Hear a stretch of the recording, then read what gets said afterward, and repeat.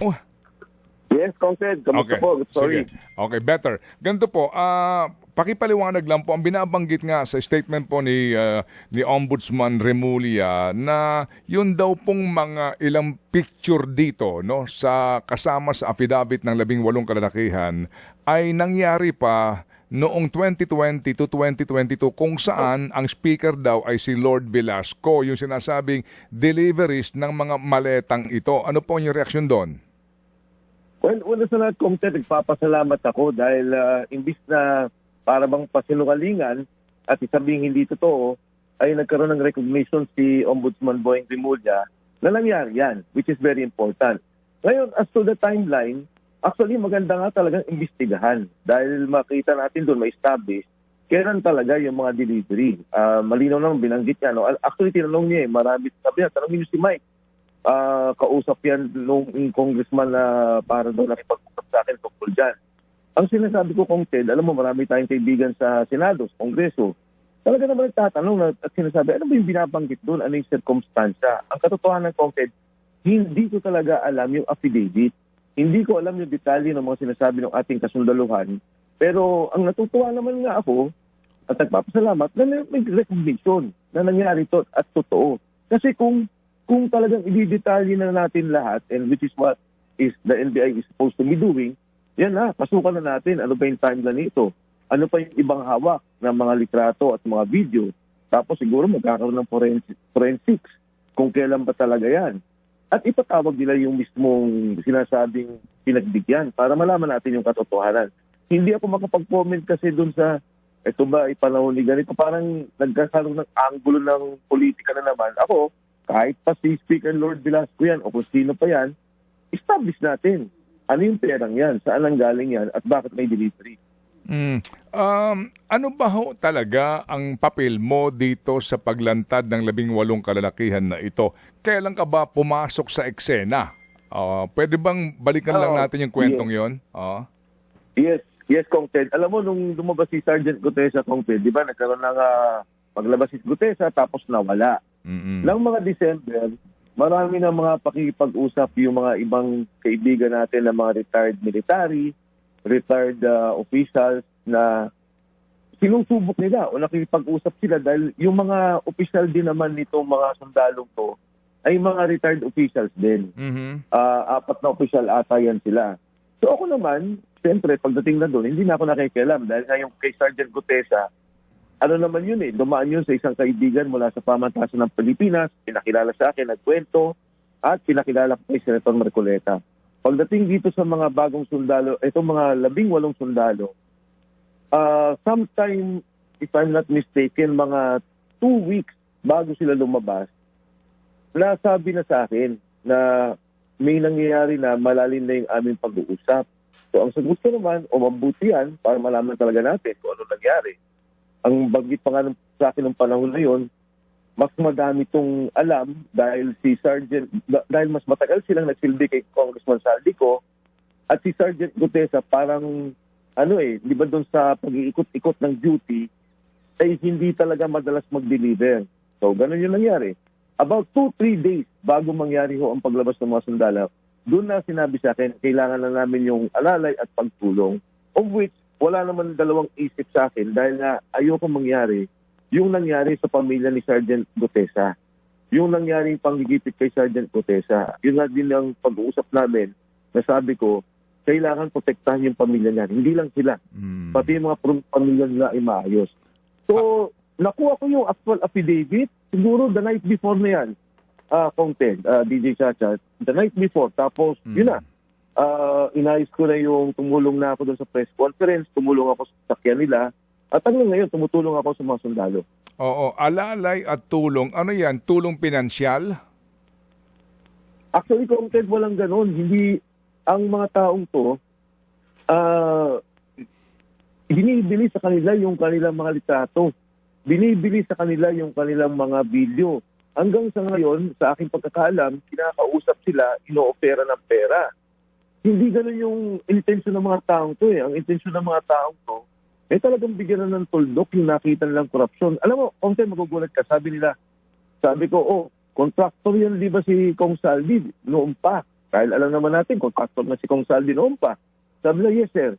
Pero sir, ngayon lang namin nakita yung delivery simula ng 2022 September, kung di ako nagkakamali, September, na talagang 3 beses isang linggo ang aming ginagawa. At talagang mali-mali talaga yung ginagawa namin na pag-deliver sa mga tao.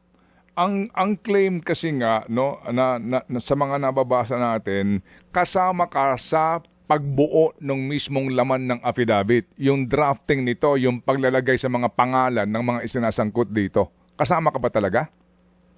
Wala akong Ted. Unang-una, hindi ko alam yung kwento ng mga sundalo. Pangalawa, hindi naman ako abogado. Ang abogado ay si Tony Levy Baligod.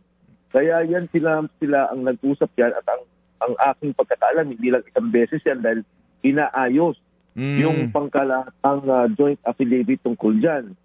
So, wala talaga akong kaalam-alam. In fact, kung Ted, aamin naman ako, may mga kaibigan ako dyan.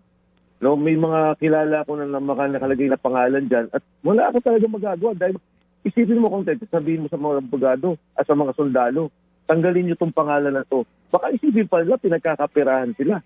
O baka isipin pa nila na talagang para bang ginagawa na ng kwento. Yung itong mga taong to, buhay na ibinibigay, tapos gagawin mo pa ng politika yung kanilang mga sinasabi. Kasi merong ng question sa laman ng affidavit at yung kredibilidad ng mga nagsasalaysay dito. Tumatawag kami kay Atty. Baligod, hindi pa kami napagbibigyan ulit sa isang imbitasyon ng panayam. Mismo inamin niya sa palatuntunan natin na siya lang ang nagdesisyon doon sa number 44 provision ng affidavit. Isinama kasi dito yung pangalan ni Delima Leila, letter M ito, nakasama umano sa nahatira nila at tumatanggap ng mali-maletang pera. Sabi namin kay Atty. Baligod, klaro naman ito sa aming naging panayam na paano nasama bilang HOR na mga recipients itong si Ginang Delima gayong hindi pa siya kongresista dito sa pagkakataon na sinasabi nangyari ito. Ngayon, inamin ni Ginoong Baligod sa aming interview na siya lang ang nagdesisyon na isama yung pangalan ni Delima doon sa listahan ng mga congressman. Sabi niya, it's my fault, error daw niya yun. Siya kasi lang ang nagdesisyon. So sabi ko sa kanya, kung gayon na ikaw lang nagdesisyon dyan, ilan pa sa mga provision ng affidavit ang ikaw lang ang nagdesisyon. Kumbaga, kung ito ay mali na inaamin mo, ilan pa ang mali sa affidavit na ito? Yung nga sinasabi niya, tinatanggap niya yung pagkakamaling yun. Although may isang provision doon, sinasabi na tumanggap lang during the ICC meeting ng mga dyan sa isang lugar na tumanggap lang daw ho ng paper bag. So, paano namin to tatanggapin, Sir Mike, Kong Mike, na itong katotohanan dito, gayong mismo yung abogado ng 18 kalalakihan ay umaamin na siya lang nagdesisyon sa isang provision ng affidavit. Yes. Well, kung Ted, una sa lahat, babasahin ko yung mismo sinabi doon sa talata. Nautusan din kami na mag-escort at mag-deliver ng iba't ibang laki ng maleta sa mga congressmen, women na naalala namin sa ngayon dahil sa napanood namin minsan sa telebisyon o palagi namin sila nakikita pag nakakausap sila ni Saldico. Nag-deliver kami mismo sa bahay ng ilan sa HOR at yung iba ay kinuha nila sa Unit 809 ng Polo Club Townhouse.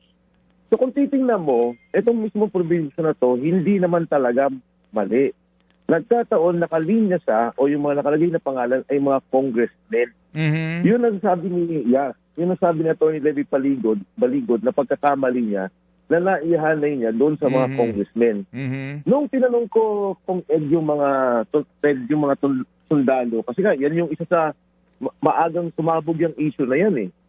Tinanong ko doon sa mga sundalo, sabi ko, ano ba yung kay Kong Laila, ano ba nangyari? Oh yes sir, nakita po namin na pumapasok doon sa townhouse. So townhouse ang isa sa mga kwento nila.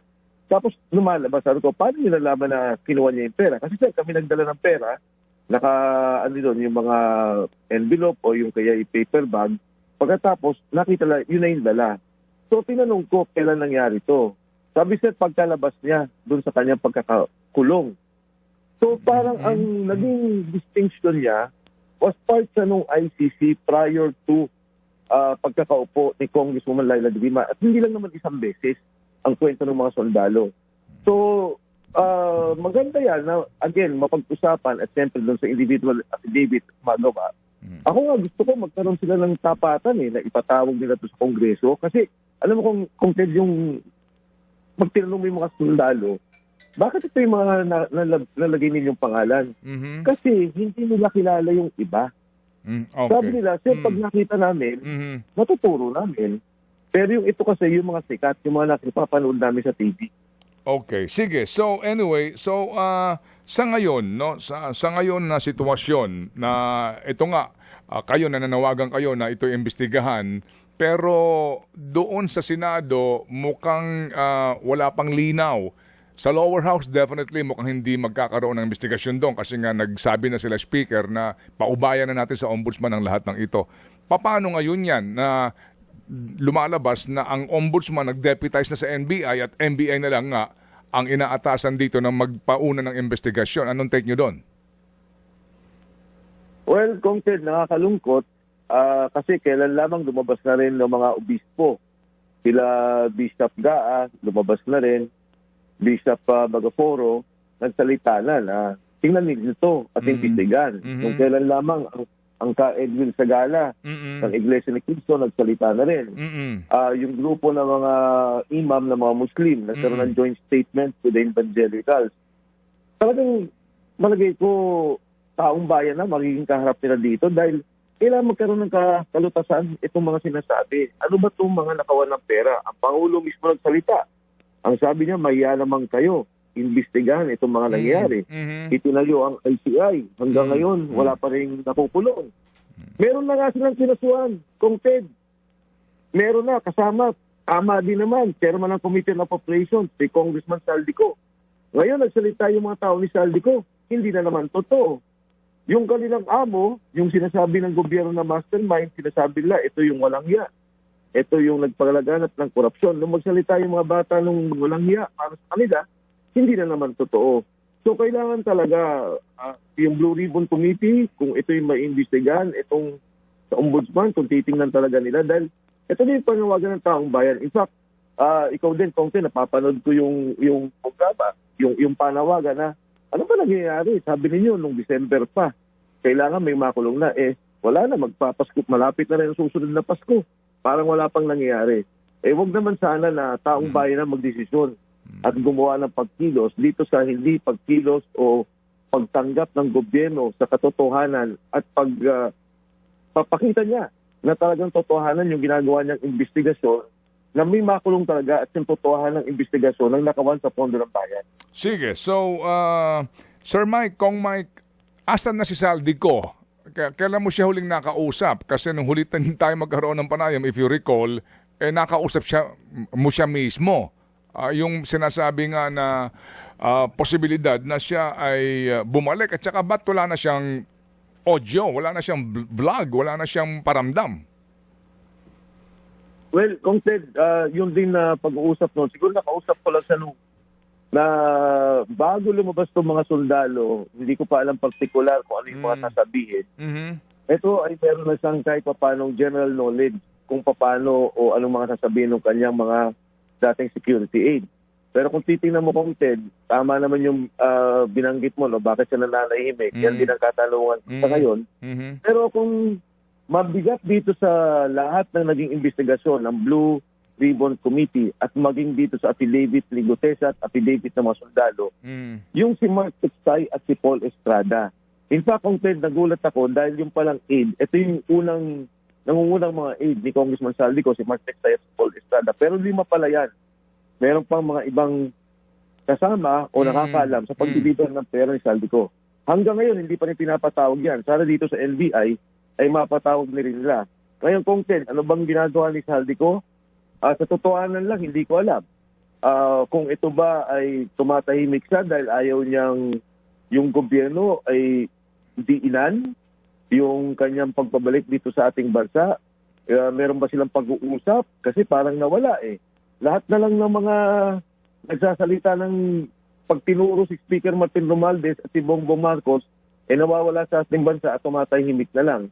Itong mga sundalo nga sabi nila, hindi kami kumita, una sa lahat. Hindi naman kami kasama doon sa perhan. Pangalawa, wala naman silang kakayahan na pagka nagkagulo, umalis ng bansa. So, tingin ko, kailangan talaga yung Blue Ribbon Committee maitulak itong investigasyon at mailagay yung affidavit ni Saldico. Kasi kung di ba, itong mga sasundalo, delivery lang ng pera eh. Yung sinasabi ni Saldico na affidavit at kung papayagan lang ilagay ito sa kaso, mabubuo yung kwento kung saan ang galing yung pera. Pero as in, wala kang attempt ngayon, ikaw ang inyong grupo na kontakin si Saldico at makausap mismo kasi telepono nga lang? Well, ako, kung sinusubukan ko, nitong kailan nabanggit ko doon sa isa sa mga naging linya ko sa kanya, pero hanggang sa ngayon, walang reply eh. Walang reply, pero nagri-ring ba telepono? Ano ba ito? Actually, kung hindi kami dalawang nakakapag-directang tawagan eh. May sinasabihan lang ako na kung pwede ko siyang makausap tungkol dito. Noong mga panahon na yun, nakausap ko siya. At yung nabanggit mo nga noon dito sa programa mo, yun naman din yung sinabi niya. O sige, so salamat na marami sa iyong pagliliwanag sa mga isyong ito, Sir Mike, kasi nga itong ating obligasyon na matanong ang magkabilang panig, bagamat natawag din kami matagal na sa tanggapan ng Ombudsman dito nga sa isyong ito, and gladly naman ang NBI, si Director Matibag naman ay bukas din sa aming mga tawag kaya nakapagpapaliwanag ang NBI sa panig nila. Salamat na marami sa iyo, Sir Mike, at sa uulitin po. Yes, Kong Ted and DJ Tasha, maraming salamat. At nais ko lang din sabihin na, Kong Ted, alam mo naman na ito ring mga kasama ko sundalo at maging si Atty. Baligod ay bukas na bukas sa iyong programa na ang pananaw nila ay talaga namang patas at malinaw yung pagpapaliwanag ng issue. Maraming salamat sa iyo, Kong Ted. Salamat na marami. Dating Congressman Mike Defensor sa oras na 8:35 in the morning.